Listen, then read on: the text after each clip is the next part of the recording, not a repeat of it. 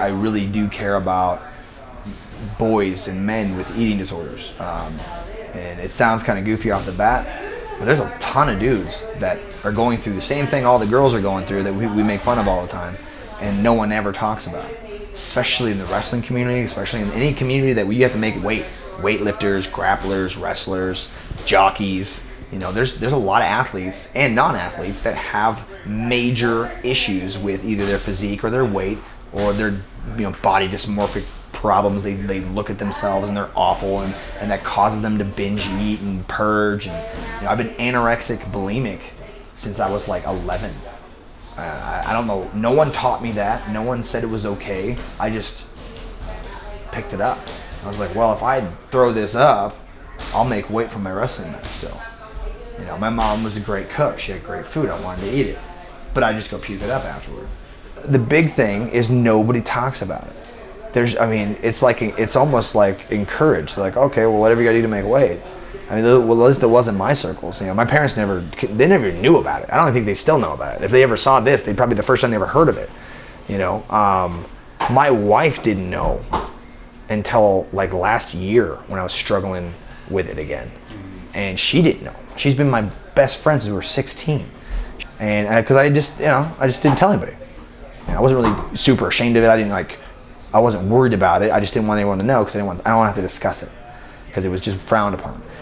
Because it's dear to my heart. I've gone through it. I'm going through it. I still have problems with it. When I get off track and I'm not focused enough and I start eating things that I know are bad for my body, I'll go puke it. I'll go puke it up. I'll go purge, and I'm completely comfortable with that, despite the fact that I know scientifically and medically it's awful for my body. I'm not getting the right nutrients I need, and it's not just our female members of our family and the people that we care about. Our male youths are exposed to the same things. They look at the male physique on TV and they want to look like that, and they don't understand at a young age that you can't not eat yourself into that kind of physique. You can't puke yourself, vomit yourself into that physique. You have to work towards it, eat proper nutrition, and grow into that later on in life. But they don't understand that. I have friends that are around 16. I have a friend that's an actress. Her mom is a casting director. We've been good friends for a long time. We were talking about this because she's 16, beautiful girl, very successful actress. She's in Hollywood. She makes TV shows, but she's obsessed with looking like a CrossFit athlete or looking like a fitness figure model. But she's 16. She doesn't understand. It's hard to bring that to reality that takes time and effort and a work, and you have to eat and work towards that and fuel your body efficiently. You don't understand that at a young age. All you see is what you want, and you don't know why you don't get there. Then you get depressed, and then you worry about that cupcake you ate. I don't eat cupcakes because if I eat one cupcake, I'll eat 20. I have like what they call a volume eating problem, and I love it.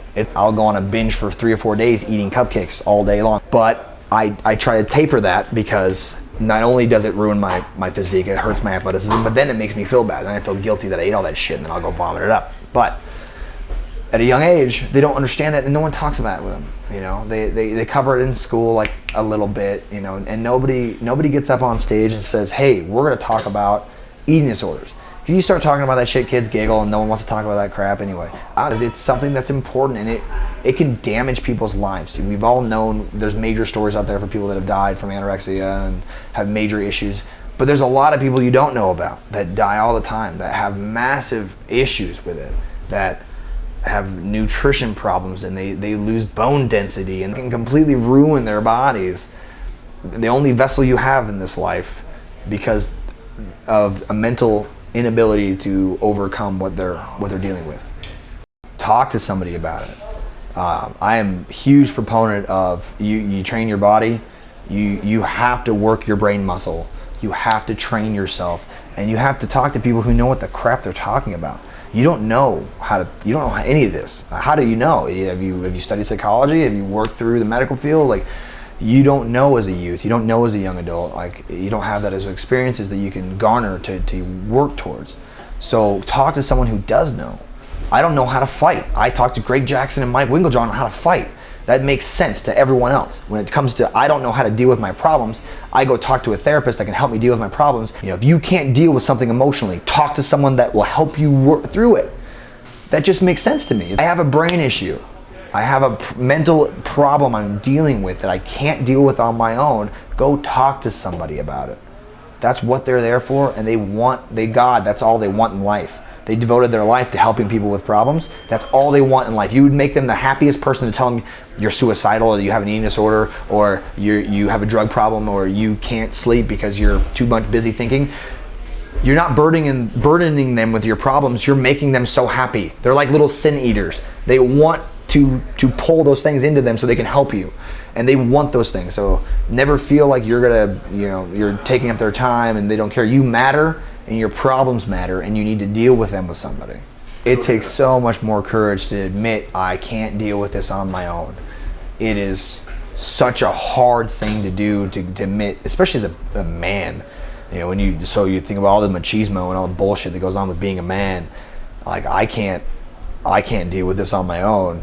That's gonna make me look weak. No, man, it's admitting that you don't have the tools to get through something on your own takes so much more courage and so much more depth in your mind and in your spirit. It's so much harder. You know, I personally feel that it's extreme sign of what a man should be. A man should be able to go, hey, I don't have the tools for this, but I want to learn.